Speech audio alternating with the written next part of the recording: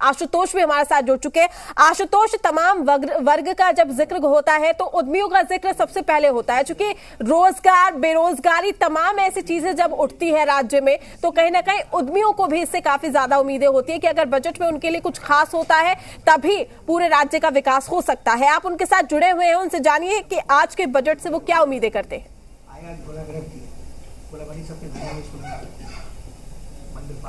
देखिए, जरूर बजट केंद्र का हो या फिर स्टेट का हो, उद्यमियों की नजर उस पर होती है। हालांकि स्टेट के बजट में बहुत ज्यादा प्रोविजन नहीं होता है, क्योंकि केंद्रीय करों में जो हिस्सा मिलता है उसी हिस्से के आधार पर स्टेट का बजट भी तैयार होता है। हमारे साथ एक्सपर्ट्स की टीम है और आप देख सकते हैं कि जो BIA है उसकी लगातार नजरें बनी हुई हैं और BIA के जो टीम मेंबर्स हैं वो भी जानना चाहते हैं कि क्या हो। तो ये जानना चाहेंगे कि जो स्टेट का बजट है किस तरह से आप देखते हैं और क्या चाहते हैं। बिहार स्टेट का बजट नॉर्मली जो देखा गया है वो बनता तो बड़ा है, बट एक्चुअल खर्चा हमेशा कम होता है। जैसे पिछली बार भी अगर हम देखें तो 2,11,000 करोड़ का बजट था और करीब 1,65,000 करोड़ खर्चा हुआ है। पिछले 3-4 साल का आप रिकॉर्ड निकालिएगा तो वही। तो हम चाहते हैं कि बजट रियलिस्टिक बने। सरकार जरूर ये कहती है कि भाई हमको सेंटर से एलोकेशन कम मिला तो हम कम पैसा खर्चा कर पाए, बट हमारा ये मानना है कि जो जिसको बजटरी एलोकेशन मिलता है उतना खर्चा होना चाहिए। एक तो दूसरा, इंडस्ट्री के बिना ग्रोथ नहीं हो सकती है किसी भी इकोनॉमी की। तो इंडस्ट्री का बजट का साइज हमारा 1% भी नहीं होता है टोटल बजट का। हम चाहते हैं कि वो कम से कम भी हमें 1.5 से 2% बजट हो, मतलब 3-4 हज़ार करोड़ का बजट हो। तो इंडस्ट्री को जो बेसिक प्रॉब्लम बिहार के अंदर है कि बिजली बहुत महंगी है, उसके लिए हमें कुछ इंसेंटिव मिले। हमें लैंड नहीं मिल पाती है, हमें प्राइवेट इंडस्ट्रियल एरिया के लिए हम पिछले 5-7 साल से लगे हुए हैं, क्योंकि सरकार के पास ज़मीन नहीं है देने के लिए, ज़मीन अगर है भी तो डेवलप नहीं कर पाती है। तो बिना लैंड के बड़ी बड़ी इंडस्ट्रीज आके चली जाती हैं। बिहार आती हैं, वो ज़मीन खोजती हैं 50 एकड़, 100 एकड़, 40 एकड़, वो मिलती नहीं है। वो बिहार छोड़ के प्लांट कहीं उड़ीसा लगा ली, कहीं असम लगा ली। तो हम चाहते हैं कि वैसे सारे बड़े इन्वेस्टर्स को बिहार रोक पाए। सर, आप क्या कहेंगे? सर, क्या उम्मीद है? उम्मीद तो है कि इंडस्ट्री डिपार्टमेंट का बजट बढ़ना चाहिए और रिन्यूएबल एनर्जी में, खासकर सौर ऊर्जा में कुछ सब्सिडी आनी चाहिए इंडस्ट्री स्पेसिफिक, ताकि बिहार का कोटा भी पूरा हो सके इंडस्ट्री ये रिन्यूएबल एनर्जी के लिए और उद्यमी को भी फायदा हो, बिजली की दर कम हो जाएगी उससे। आप क्या सोचते हैं सर, क्या होना चाहिए? सर देखिए, बिहार बजट का जो साइज है वो लास्ट ईयर 2,18,000 करोड़ का था, which was around 3% increment over the last year. इस बार हम उम्मीद करते हैं कि कम से कम 2.5 लाख करोड़ का ये बजट हो। और हर बजट का एक फ्लेवर होता है। लास्ट ईयर बजट का एक फ्लेवर था कि हर घर नल, पक्की सड़क, पक्की गलियां, आर्थिक हल, हर खेत पानी। तो इस बार हमारी निगाहें उप मुख्यमंत्री पे टिकी भी हैं, जो वित्त मंत्री भी हैं, कि बजट का फ्लेवर क्या रहेगा। और इसके अलावा सबसे महत्वपूर्ण बात है कि बिहार की जो पर कैपिटा इनकम है वो 45,000 है, जो नेशनल एवरेज से ऑलमोस्ट 1/3 है। तो इसके लिए वित्त मंत्री का क्या प्रस्ताव रहेगा ये देखने वाली बात है। और बिहार बजट में जो इंडस्ट्रियल एलोकेशन है, इंडस्ट्री के लिए जो एलोकेशन है वो लास्ट ईयर 1,100 करोड़ रुपये था। हमारी इस बार मांग है और हमारी उम्मीद है कि कम से कम 4 से 5 हज़ार करोड़ रुपये इसमें होना चाहिए, जो बहुत ही जरूरी है। बिना इंडस्ट्रियलाइजेशन के किसी भी राज्य की आर्थिक तरक्की नहीं हो सकती है। मनीष जी, आप क्या सोचते हैं, क्या होना चाहिए? देखिए, सबसे बड़ी बात तो है कि शिक्षा और स्वास्थ्य का बजट बहुत बड़ा है, उसके अनुरूप हमारे उद्योग का बजट होना चाहिए। और बिहार में औद्योगिकीकरण को बढ़ावा तभी मिलेगा जब बजट एलोकेट हम लोग करेंगे। हमें उम्मीद है आदरणीय माननीय मुख्यमंत्री और उप मुख्यमंत्री जी के नेतृत्व में बिहार में उद्योग विभाग का बजट निश्चित बढ़ेगा। हमारे साथ संजय भरतिया जी भी हैं, उनसे भी जान लेते हैं। संजय जी, क्या होना चाहिए? नहीं, और जो सीनियर BIA मेंबर्स हैं उन्होंने तो सारी डिटेल्स बताई दी है, इंक्लूडिंग आवर वाइस प्रेसिडेंट साहब Subodh Goyal ji and our secretary general Ashish Rohatgi ji. Energy related मेरे ख्याल से 1-2 बातें हैं जो कि बिहार सरकार को ध्यान देना चाहिए। इधर में GST लगने के पहले अलग अलग राज्यों में अलग अलग टैक्स रहता था।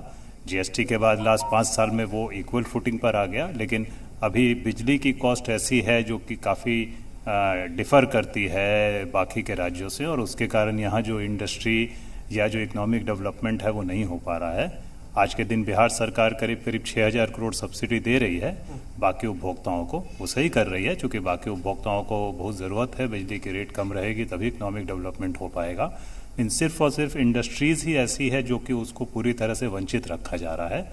और अभी जो कॉस्ट ऑफ सप्लाई है इंडस्ट्री के लिए, चूँकि उसमें लॉसेस कम होते हैं, उससे 20% ज़्यादा लिया जा रहा है। तो बिजली की रेट घटाई भी जानी चाहिए और उसमें सब्सिडी भी देना चाहिए, और उसमें जो भी एक्सपेंडिचर होगा उसमें स्टेट की इकोनॉमी को, राज्य को तो 3-4 गुना उसमें फ़ायदा मिलेगा, क्योंकि जीएसटी बढ़ जाएगा, एम्प्लॉयमेंट बढ़ जाएगा। एक चीज़ है कि कोरोना काल में नौकरियां बहुत चली गई, तो लोग चाह रहे हैं कि बिहार में एम्प्लॉयमेंट कैसे जनरेट होगा, और सरकार ने अपना जो घोषणा पत्र दिया था उसमें भी एम्प्लॉयमेंट की बात थी। तो आपको लगता है कि कुछ ऐसा प्रोविजन होना चाहिए? टेक्सटाइल एक बहुत बड़ी इंडस्ट्री है जो एम्प्लॉयमेंट देती है, तो टेक्सटाइल पॉलिसी पिछले 6 महीने से सरकार के लेवल पे लटकी हुई है। वो अगर आ जाती है तो कम इन्वेस्टमेंट में अच्छा एम्प्लॉयमेंट टेक्सटाइल में जनरेट हो जाता है, तो सरकार वैसी और सेक्टर्स को बढ़ावा। बिल्कुल आशुतोष, मैं आपके पास लौटूंगी, और आपने बताया कि उद्यमियों को क्या कुछ बजट से उम्मीदें हैं और कहीं ना कहीं जरूरी हो जाता। छोटे उद्योग कैसे लगेंगे, कहाँ क्या पेच फंस रहा है? देखिए, अभी तो आप देखिएगा कि तो ज़्यादातर इकनॉमी जो है वो बड़े उद्योगों से ज़्यादा छोटे उद्योगों पर चलती है, और छोटे उद्योगों में सर्विस इंडस्ट्री जो होती है उसको बहुत ज़्यादा ज़मीन भी नहीं चाहिए, वो ह्यूमन रिसोर्सेज बेस्ड रहती है, और वर्ल्ड की, इंडिया की इकनॉमी धीरे धीरे सर्विस सेक्टर में कन्वर्ट हो रही है। तो बिहार में जितना बड़ा ह्यूमन रिसोर्सेज है, जितने बिहारी बहुत पढ़े लिखे हैं जो बाहर काम कर रहे हैं, जो अपने बिहार में लौटना चाहते हैं यहाँ फैमिली रीज़न से, सेंटिमेंटल रीज़न से, तो बिहार में मैसिव ग्रोथ हो सकता है छोटे उद्योगों का और सर्विस इंडस्ट्री का, वेरी राइट पॉलिसीज। अच्छा, आपको लगता है कि छोटे उद्योग कैसे लग सकते हैं? क्या जो पॉलिसी है, एक सिंगल विंडो सिस्टम तो हम भी बहुत दिनों से सुन रहे हैं, क्या आप लोगों को वो मिल पाया? नहीं, कमोबेश तो मिल जाता है, लेकिन छोटे उद्योग के लिए खासकर पूंजी की जो कमी है बिहार में, तो पूंजी मुहैया करानी पड़ेगी, या तो बैंक के माध्यम से हो या सरकार के माध्यम से। तो सरकार ने अभी तो 10 लाख रुपया 1600 लोगों को दिया है, तो वो एक बड़ा बूस्टर हो सकता है एम्प्लॉयमेंट के क्षेत्र में। और छोटे उद्योग के लिए बैंकों को थोड़ा तैयार करना पड़ेगा, खासकर एग्री इंफ्रा पॉलिसी है बिहार गवर्नमेंट की, जिसमें 15% कैपिटल सब्सिडी भी है, फिर भी वो पॉलिसी चल नहीं पा रही क्योंकि बैंक उसमें फाइनेंस नहीं कर रहे हैं। संजय जी, आपने कहा था आईटी सेक्टर, चलिए मान लिया बिहार आईटी सेक्टर में पीछे है, तो यहाँ तो कम से कम फसल इतने हैं, पैदावार इतने हैं कि एग्रो बेस्ड इंडस्ट्रीज भी लग सकती है। तो सवाल ये उठ रहा है कि सरकार तो हाथ फैलाए बैठी है, कम से कम एग्रो बेस्ड इंडस्ट्रीज ही आ जाए यहाँ पे। जैसे नीतीश सरकार जब 2005 में आई थी तो हमें उम्मीद भी थी, उन्होंने मेहनत भी की। 2008 की जो फूड प्रोसेसिंग की पॉलिसी थी वैसी पॉलिसी ना आज तक बनी है। हम उम्मीद करते हैं बार बार कि वैसी पॉलिसी सरकार को दोबारा लानी पड़ेगी, क्योंकि अगर एग्रो बेस्ड, चूँकि बिहार के पास फर्टाइल लैंड रह गई है और हम एग्रो प्रोड्यूस बहुत करते हैं, लेकिन वेस्टेज जो बहुत है, तो हमें एग्रो की वैल्यू एडिशन के इंडस्ट्रीज़ को लाने के लिए हमें इंसेंटिव न खाली कैपेक्स देना होगा बल्कि ऑपरेशनल सब्सिडी भी देनी पड़ती है, जो आज के दिन गुजरात जैसा स्टेट भी दे रहा है। ऑपरेशनल का मतलब होता है कि हम कहते हैं, नीतीश जी का सपना है कि बिहार का व्यंजन, कोई ना कोई एक व्यंजन पूरे हिंदुस्तान के हर थाली में हो, तो उसके लिए मार्केटिंग पे बहुत खर्चा करना पड़ता है। वो खर्चा एक छोटी इंडस्ट्री नहीं कर सकती है। तो सरकार को उसके लिए हम ऑपरेशन के फर्स्ट 3 साल में या फर्स्ट 5 साल में हम चलाने में जो मार्केटिंग पे, ब्रांड बिल्डिंग खर्चा आना है, वो सरकार को देना पड़ेगा, जो अभी तक सरकार में हम समझाने की कोशिश कर रहे हैं, बट किसी का समझ में नहीं आ रही है कि हम क्यों दें।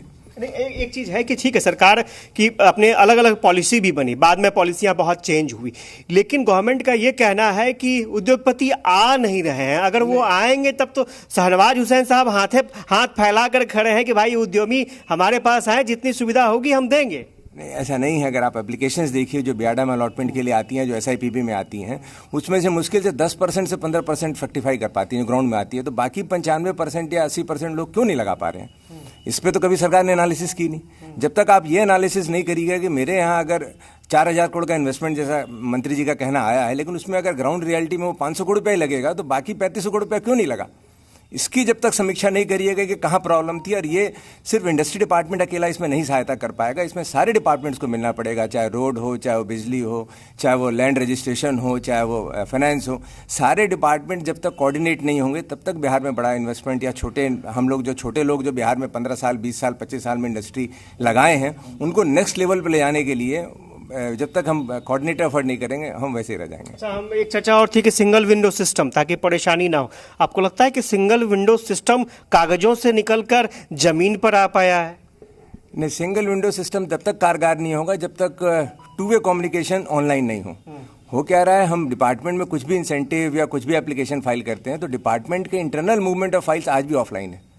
तो वो सारे मूवमेंट ऑफ फाइल बिहार सरकार जैसे सेंट्रल गवर्नमेंट में आज के दिन किसी भी डिपार्टमेंट में कोई भी फाइल ऑनलाइन मूवमेंट है, चाहे इन्वेस्टर या कोई भी बाहर से सिटीजन अगर कनेक्ट करता है या इंटरनल मूवमेंट, बिहार में वो नहीं है। तो बिहार सरकार को आईटी का एक्सपेंडिचर का इस बजट में अच्छा देना होगा कि जितने भी डिपार्टमेंट हैं सारे ऑनलाइन, कोई भी ऑफिसर मैनुअल फाइल नहीं मूव करेगा और उसकी जानकारी हर जो भी उस डिपार्टमेंट से रिलेटेड जो भी कंज्यूमर है उसके पास पहुंचे। सुना है सर आप लोग स्टार्टअप कॉन्क्लेव भी करने वाले हैं, लोगों को ज़्यादा जागरूक करने के लिए, जो उद्यमी हैं उनको ज़्यादा से ज़्यादा मौका मिल सके सर।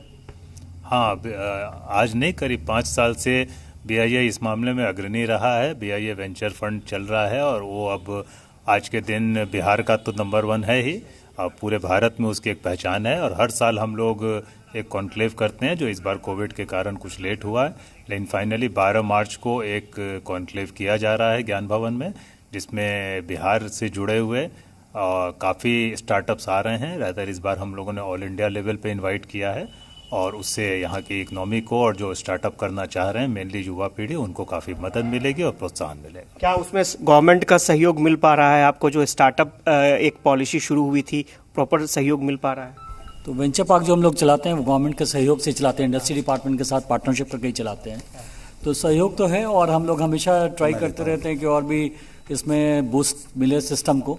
तो हम लोग अभी भी गवर्नमेंट को प्रपोजल हमने भेजा है और सहयोग बस आज हमें मिलना भी है उसके लिए जी।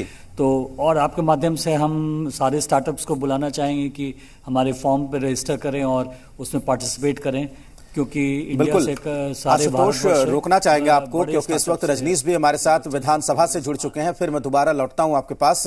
रजनीश, ब्यूरो चीफ पटना, जी बिहार झारखंड के वो विधायक